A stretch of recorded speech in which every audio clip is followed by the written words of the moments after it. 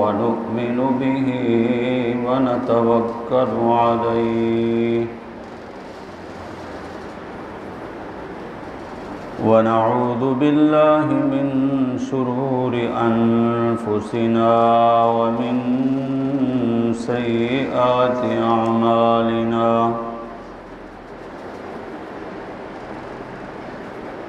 من يهده الله فلا مضل له ومن يضلله فلا هادي له شهادة أن لا إله إلا الله وحده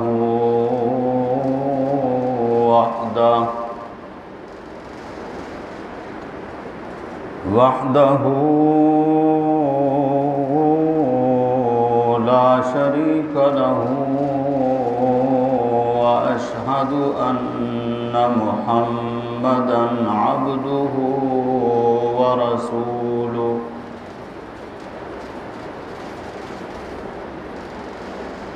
أما بعد فأعوذ بالله من الشيطان الرجيم بسم الله الرحمن الرحيم ويوم يعض الظالم على يديه يقول يا ليتني اتخذت مع الرسول سبيلا سبحان ربك رب العزة عما يصفون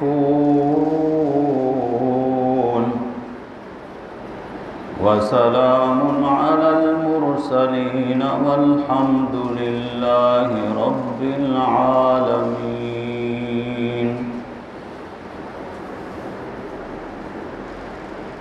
اللهم صل على محمد وعلى آل محمد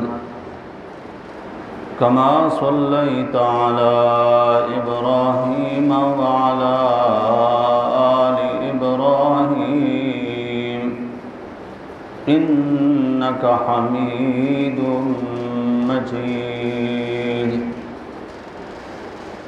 اللهم بارك على محمد وعلى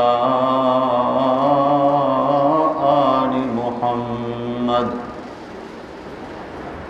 كما باركت على إبراهيم وعلى آل إبراهيم إنك حميد مجيد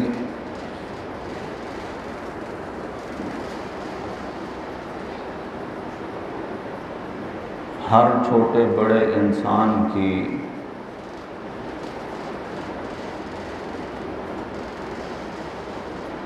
دونوں جہانوں میں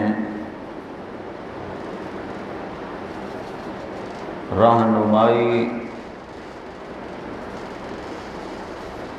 اور کامیابی کے لیے اللہ رب العزت نے ایک مرکز کو چنا ہے،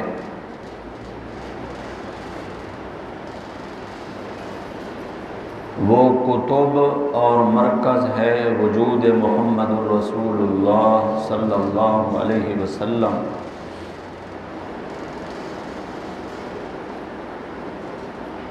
عزت کے خواہش مند کو عزت چاہیے، کامیابیاں ڈھونڈنے والے کو کامیابی چاہیے، تو اس کے لیے اللہ نے نمونہ اسوہ منتخب فرمایا ہے، تو وہ محمد الرسول اللہ صلی اللہ علیہ وسلم کا طریقہ ہے۔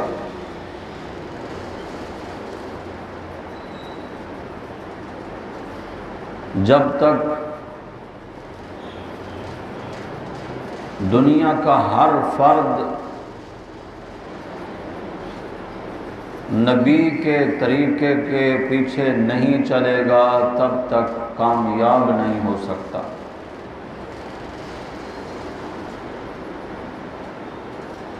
عزت کی خواہش رکھنے والا جب تک نبی کے طریقے کو فالو نہیں کرے گا تب تک عزتوں کے تاج نہیں پہن سکتا۔ اللہ تعالیٰ نے محور اور مرکز بنایا ہے اپنے نبی کی ذات کو ہر ایک فرد بشر کے لیے۔ تاریخ عالم گواہ ہے اس بات پر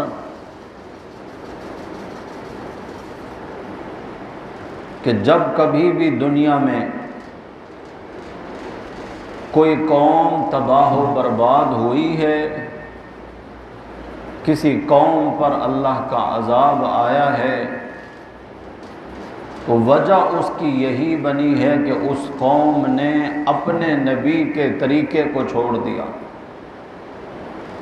اپنے نبی کی تعلیمات سے روگردانی کی، اپنے نبی کے اسوہ کو حقیر سمجھا۔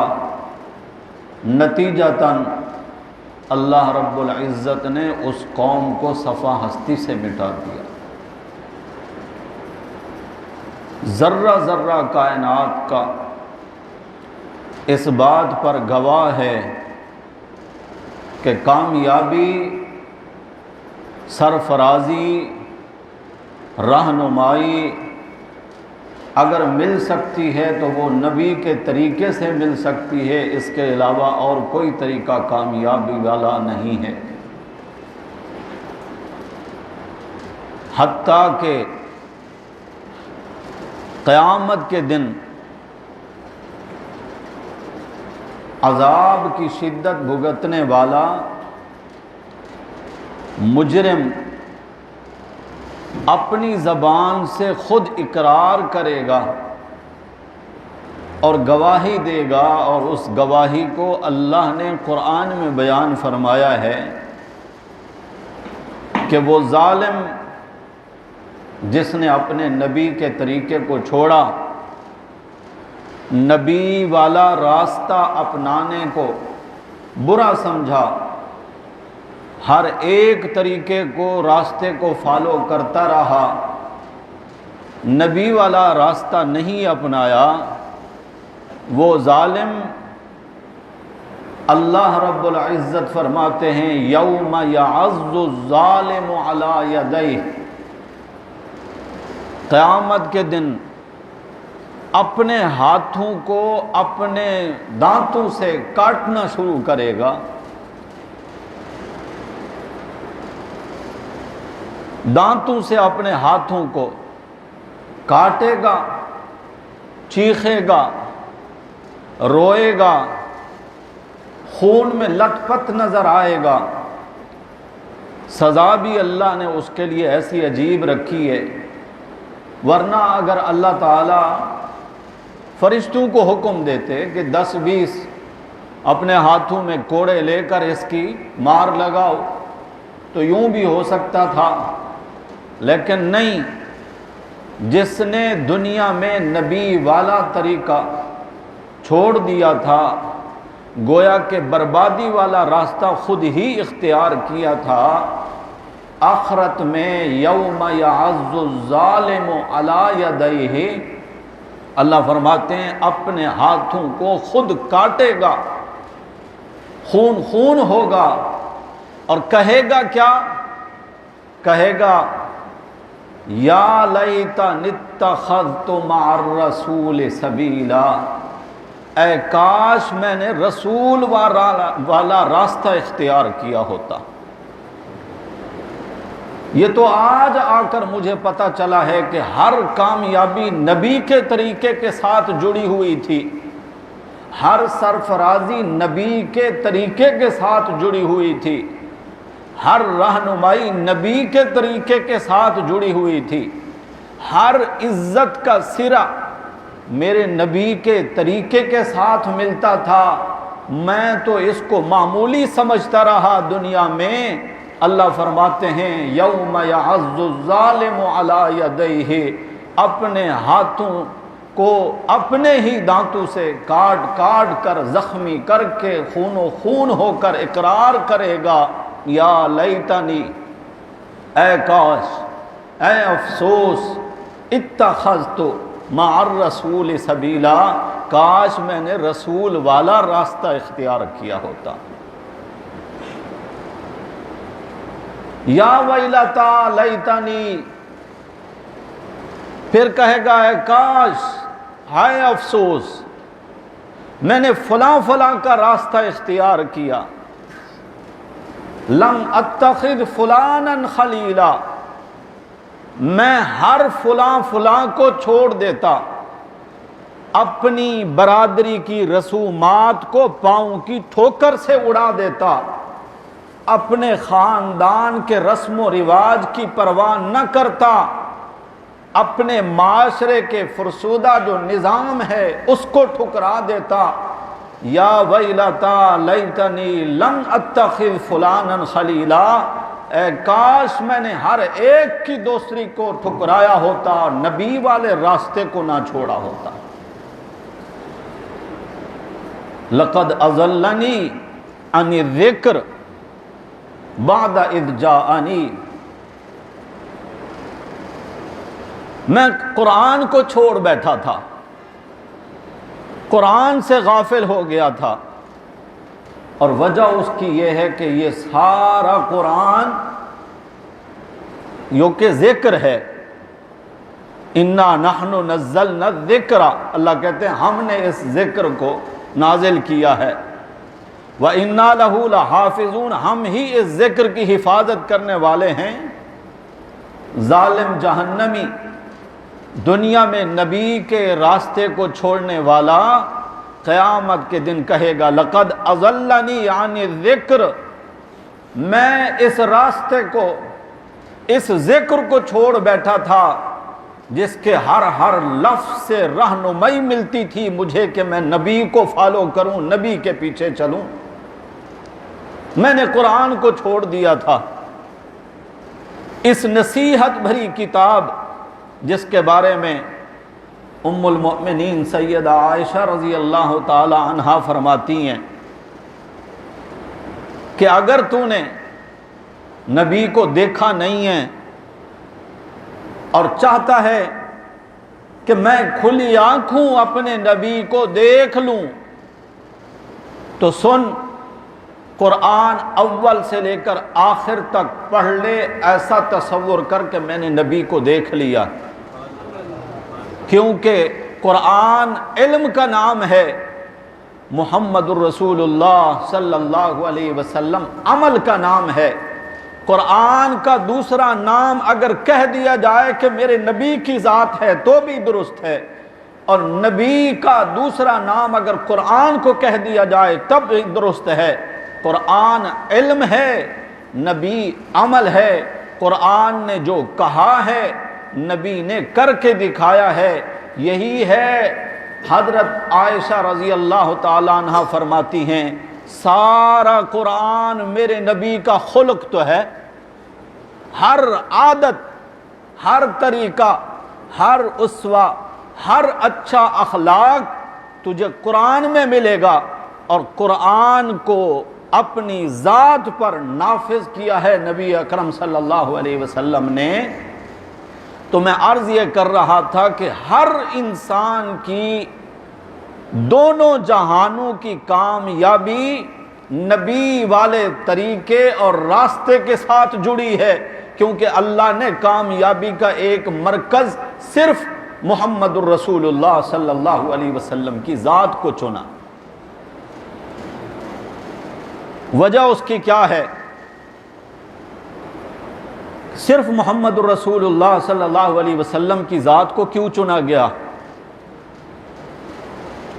اس لیے کہ نبی کی ہر حرکت، ہر سکون، ہر طریقہ وہ دین بنتا ہے۔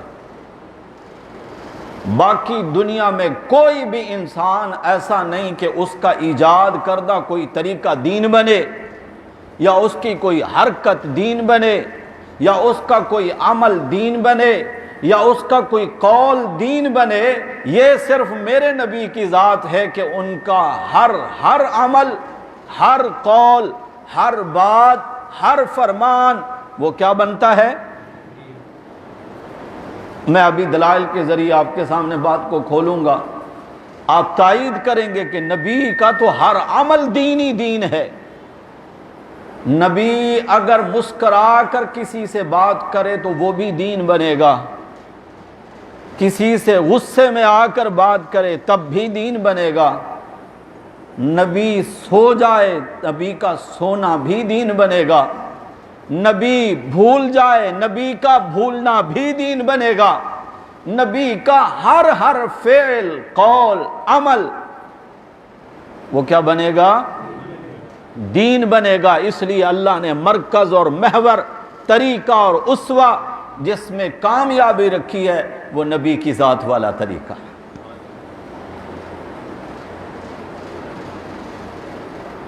حتیٰ کہ کوئی صحابی بھی، اس کا بھی کوئی فعل یا اس کا کوئی قول ہمارے لیے دین تب بنے گا، ہم دیکھیں گے کہ اس کا قول و فعل نبی کے طریقے کے پیچھے ہے، تب جا کے دین بنے گا۔ ورنہ عام مولوی کیا چیز اور پیر کیا چیز اور امام کیا چیز، صحابی کا قول و فعل بھی دین نہیں بنتا جب تک کہ نبی کی تعلیم کے تابع نہ ہو، اور نبی کی تعلیم کے تابع ہوگا تب جا کے دین بنے گا، کیونکہ نبی اکرم صلی اللہ علیہ وسلم کی ذات کو اللہ نے محور اور مرکز جو بنایا ہے ہدایت کا، کامیابی کا، سرفرازی کا، اس کی وجہ یہی ہے کہ نبی کی ہر حرکت جو ہے وہ دین بنتی۔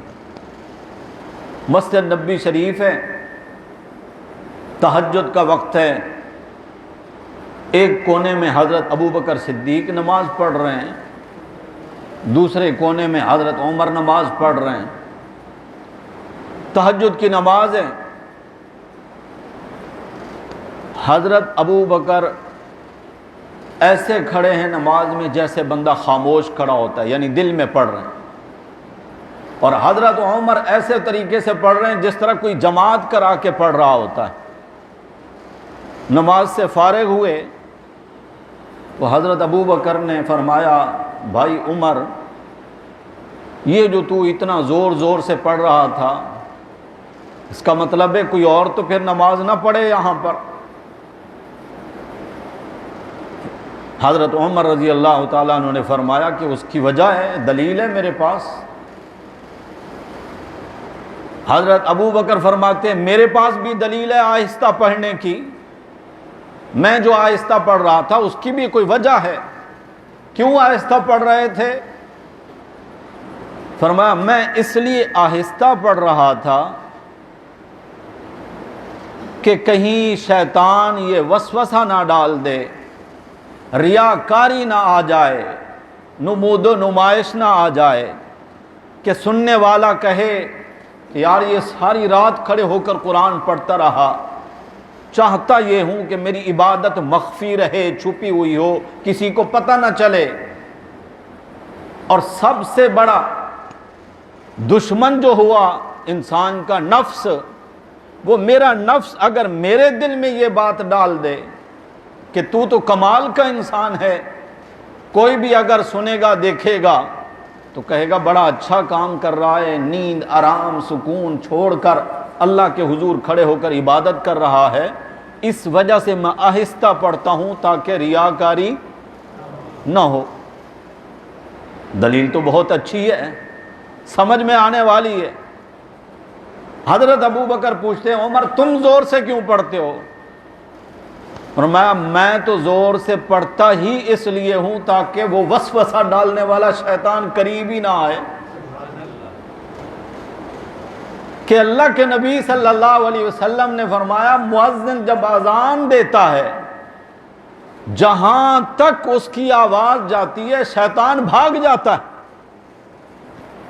اذان کی آواز سن کے شیطان بھاگ جاتا ہے، جہاں اللہ کا قرآن پڑھا جا رہا ہو تو وہاں شیطان قریب آئے گا کیسے؟ نہ قریب آئے گا، نہ وسوسہ ڈالے گا، نہ ریاکاری ہوگی۔ حضرت ابو بکر کہتے ہیں میں آہستہ اس لیے پڑھتا ہوں سونے والے کے آرام میں خلل واقع نہ ہو، کیونکہ یہ عبادت نفلی عبادت ہے، کوئی پڑھ لے ثواب ہے، نہ پڑھے گناہ نہیں۔ حضرت عمر فرماتے ہیں میں اونچی آواز سے اس لیے پڑھتا ہوں تاکہ نیکی کی دعوت ہو سکتا ہے میری آواز پر کوئی جاگ جائے اور اس کو بھی تہجد کی توفیق مل جائے۔ اب نیت دونوں کی درست، فرمان دونوں کے درست، لیکن دین نہیں بنے گا جب تک نبی کی مہر نہیں لگے گی۔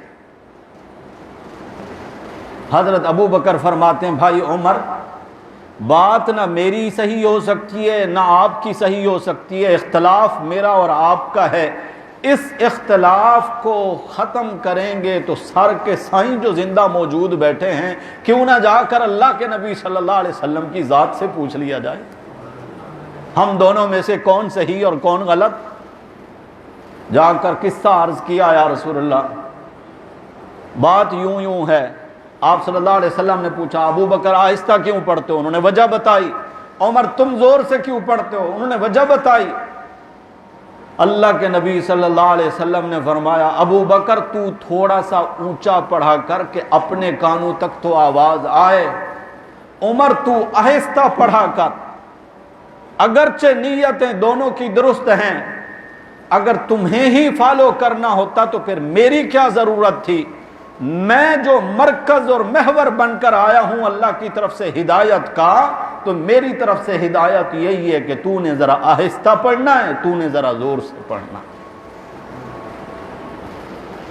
نبی اکرم صلی اللہ علیہ وسلم نے اپنی تعلیم کے ذریعے ہدایت دی۔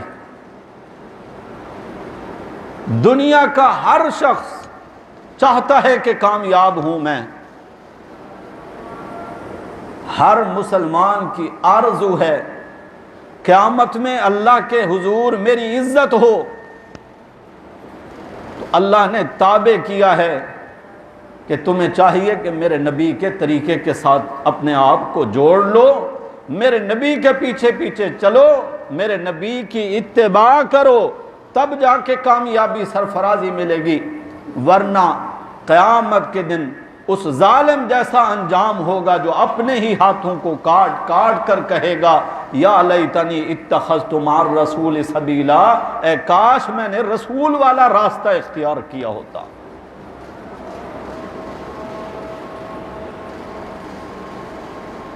مکے کے مشرکوں کو بھی اللہ نے فرما دیا ما کننا معذبین حتی نبعث رسولا،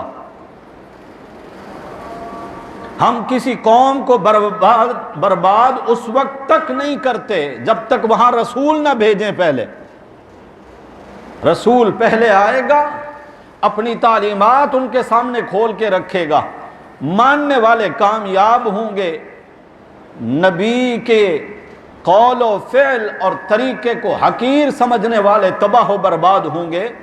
مکے والوں مشرکو 650 سال کا عرصہ ہو چکا ہے عیسیٰ علیہ السلام کو اس دنیا سے اوپر اٹھائے ہوئے،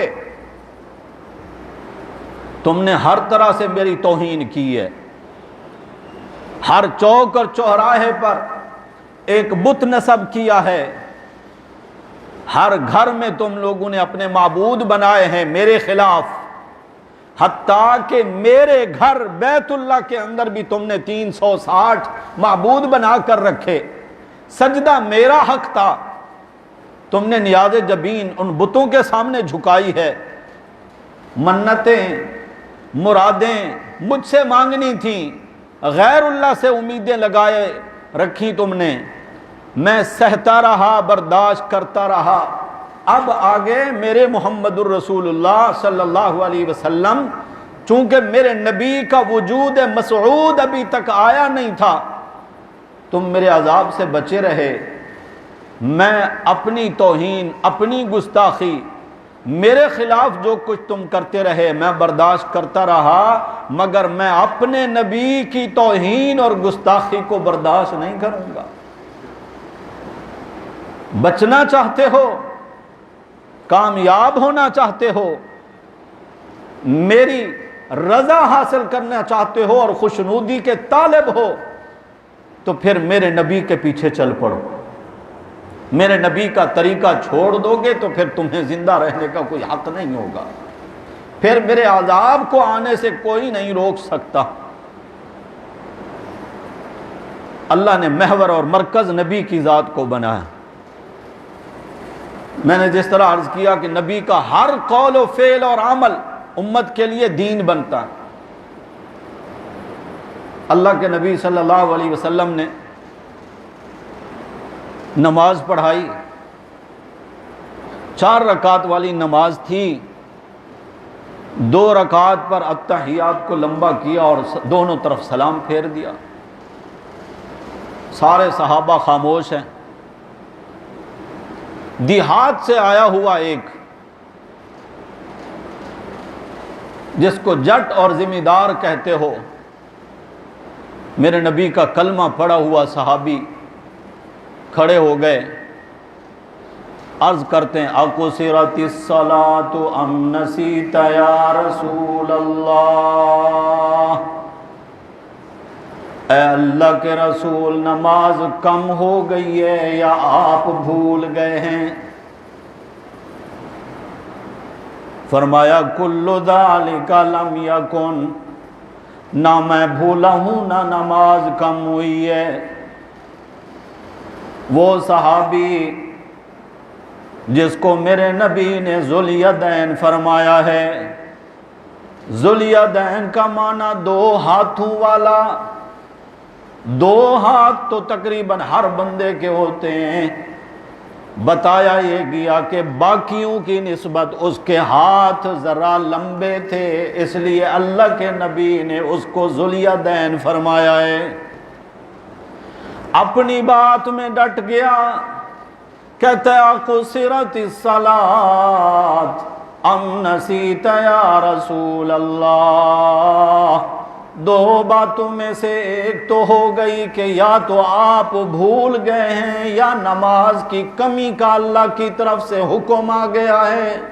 کیونکہ یہ تو جانتے تھے نا کہ اللہ کے نبی کا ڈائریکٹ رابطہ ہے رب سے، ہو سکتا ہے 4 رکعت والی نماز کا اب اللہ کی طرف سے حکم آ گیا ہو کہ 2 رکعت پڑھانی ہے، اس لیے دونوں باتیں کہہ رہے ہیں۔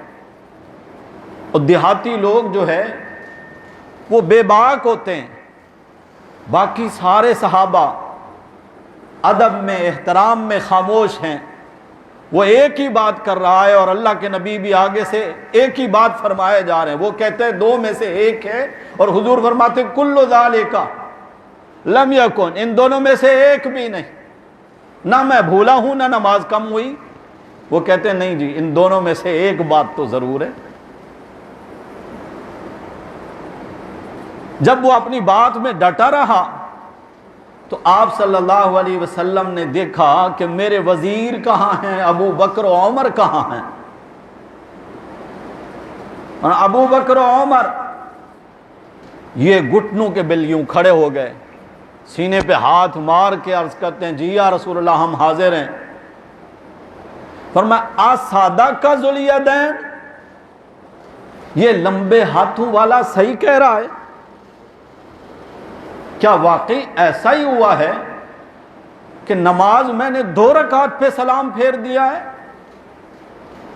حضرت ابو بکر و عمر سے جب میرے نبی نے پوچھا تب عرض کرتے ہیں یا رسول اللہ یہ غریب کہتا تو صحیح ہے، ہوا تو یوں ہی ہے کہ آپ نے 2 رکعت پہ سلام پھیر دیا ہے۔ جب تصدیق ہو گئی وزیروں کی طرف سے تو اللہ کے نبی صلی اللہ علیہ وسلم پھر سے کھڑے ہوئے، 2 رکعتیں مزید اس کے ساتھ شامل فرما دیں، 4 رکعتوں پر سجدہ سہو کر لیا، نماز مکمل ہو گئی۔ درمیان میں یہ جتنا بھی بحث و مباحثہ ہوتا رہا، اللہ نے فرمایا میرے پیغمبر نماز کے بارے میں جو بحث ہو رہی تھی وہ بھی میں نے تمہارا نماز کا حصہ بنا دیا۔ حتیٰ کہ روایات میں آتا ہے کہ اللہ کے نبی صلی اللہ علیہ وسلم مصلی سے بھی اٹھ گئے تھے سلام پھیرنے کے بعد، کھجور کا سوکھا تنا جس کو بطور منبر کے استعمال فرمایا کرتے تھے، ٹیک لگا کر سہارا لگا کر خطبہ ارشاد فرمایا کرتے تھے، تو اللہ کے نبی صلی اللہ علیہ وسلم اس تنے کے ساتھ سہارا لگا کر کھڑے ہوئے، ایک ہاتھ کی انگلیوں میں دوسرے ہاتھ کی انگلیاں ڈالنی، دایاں رخسار یوں ہتھیلی کی پشت پر رکھ کر یوں سہارا لگا کر کھڑے ہو گئے، اور پھر وہ ذوالیدین بول پڑا کہ اے اللہ کے نبی آپ بھول گئے یا نماز کم ہو گئی؟ تو حضور کا نماز سے مصلی سے اٹھ جانا بھی، سے ایک لگا کر کھڑا ہونا بھی، اس کے ساتھ بحث و مباحثہ بھی، اللہ نے یہ سب نماز کا حصہ بنا دیا۔ میرے آپ کے لیے دین یوں بنا کہ اگر اللہ کے نبی نہ بھولتے تو ہم میں سے اگر کوئی بھول جاتا تو پھر ہمیں کیسے پتہ چلتا کہ اب کیا کرنا؟ سجدہ سہو کا جو حکم آیا ہے، نبی بھول گئے، امت کے لیے کیا بن گیا؟ دین بن گیا، امت کے لیے دین بن گیا۔ نبی کی ہر حرکت، حتیٰ کہ نبی کا بھول جانا بھی، وہ امت کے لیے دین بن جاتا ہے۔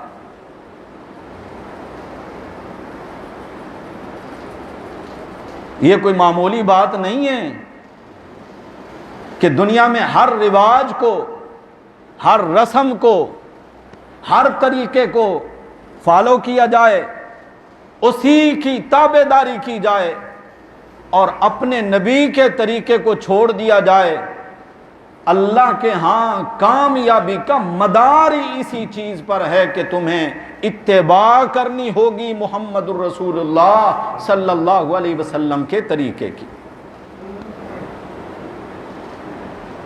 اور اس کی وجہ یہی ہے کہ نبی کی ہر حرکت و سکون، ہر قول و فعل وہ اللہ کے ہاں دین بنتا ہے، امت کے لیے رہنمائی ہوتی ہے۔ اس لیے نبی کی ہر حرکت کو فالو کرنا ہوگا، طریقے کو فالو کرنا ہوگا۔ اللہ ہم سب کو توفیق عطا فرمائے۔ آج ہم اپنا جائزہ لے لیں، نبی اکرم صلی اللہ علیہ وسلم کی پوری سیرت مطہرہ محفوظ ہے ہمارے پاس، کتب احادیث، کتب شمائل میں سر مبارک سے لے کر پاؤں مبارک کے ناخن تک وجود محمد الرسول اللہ کی ہر حرکت، ہر انداز، ہر شعبہ محفوظ ہے امت کے پاس۔ اسی طرح گویا کہ ویڈیو کی صورت میں، تصویر کی صورت میں دیکھا جا سکتا ہے کہ پیغمبر صلی اللہ علیہ وسلم کی مبارک زلفیں کیسی تھیں، آپ صلی اللہ علیہ وسلم کا مبارک لباس کیسا ہوتا تھا، آپ صلی اللہ علیہ وسلم کی ہر حرکت محفوظ ہے، لیکن امت اس کو فالو کرنے کے لیے تیار نہیں۔ نوجوانوں کو دیکھیں، ان کے بالوں کے اسٹائل دیکھیں، کیا شریعت نے آزاد چھوڑ دیا؟ جو مرضی ہے کرو؟ نہیں بھائی، دنیا میں سمجھ نہیں آئے گی، ہو سکتا ہے جگانے والے بہرحال جگاتے رہیں گے، منبر سے صدا آتی رہے گی، عمل کرنا نہ کرنا ہر ایک کی مرضی پر منحصر ہے۔ یہ تو دنیا کی آنکھ بند ہوگی، آخرت میں پہنچیں گے تو وہاں جا کر پتہ چلے گا، تب جا کے کہے گا یا لیتنی اتخذت مع الرسول سبیلا، اے کاش میں نے نبی کے طریقے کو اپنایا ہوتا۔ لیکن اس دن کا کاش، افسوس، ہائے ہائے کرنا، وہ پھر کسی کام نہیں آئے گا۔ نہ کسی نے ترس کھانا ہے، نہ کسی نے رعایت کرنی ہے۔ اللہ کی طرف سے ڈبل اور دوہرا عذاب دیا جائے گا کہ دنیا میں سمجھانے والے نہیں آئے تھے۔ الم تکن آیاتی تتلا علیکم، میری آیات بینات تیرے سامنے تلاوت نہیں ہوئی تھی؟ کیا تجھے نہیں کہا گیا تھا قل ان کنتم تحبون اللہ فاتبعونی یحببکم اللہ؟ کیا تمہیں نہیں کہا گیا تھا اطیعوا اللہ و اطیعوا الرسول لعلکم ترحمون؟ نہیں کہا گیا تھا الم تکن آیاتی تتلی علیکم فکنتم بہا تکذبون؟ حقیقت یہ ہے میری آیات بینات سنانے والے تجھے سناتے رہے، تو ان کا انکار کرتا رہا، جھٹلاتا رہا ان کو۔ جب کسی چیز کی قدر و منزلت اور عزت دل میں ہوتی ہے، اس کا اپنانا بندے کے لیے آسان ہوتا ہے، پھر وہ کسی بات کی پرواہ نہیں کرتا۔ آج چونکہ ایکٹر، کھلاڑی، اداکار اور دیگر قسم کے جو لوگ ہیں، ان کی عزت و منزلت نوجوانوں کے دل میں آئی ہے۔ اب یہ بالوں کا اسٹائل بھی ویسا بناتے ہیں، اگرچہ کتنا ہی برے کیوں نہ لگ رہے ہوں، ان کو کوئی پرواہ نہیں ہوتی۔ لباس ان جیسا، عادات و اطوار ان جیسی۔ اور اب تو ترقی ہو گئی، مرد کو عورت بننے کا شوق، عورت کو مرد بننے کا شوق۔ عورت کی کوشش ہے کہ میں کسی طرح مرد جیسی بنوں، اور مرد کی کوشش ہے کہ میں عورتوں جیسا بنوں۔ کیا دور آیا ہے بھائی! آگے چل کر پھر ہم کیا کیا دیکھیں گے۔ پہلے بطور تانے کے مرد کو کہا جاتا تھا، مرد کہتا تھا ارے مجھے بزدل سمجھتے ہو، ہم نے کوئی ہاتھوں میں چوڑیاں پہن رکھی ہیں۔ آج دیکھ لو نوجوانوں نے 3-3 4-4 چوڑیاں پہلے سے پہن رکھی ہیں، کانوں میں بالیاں بھی پہن رکھی ہیں، بالوں میں پونی بھی لگا رکھی ہے، کنگھا بھی لگا رکھا ہے۔ پشت کی جانب سے دیکھو تو پتہ ہی نہیں چلتا کہ یہ مرد جا رہا ہے یا عورت جا رہی ہے۔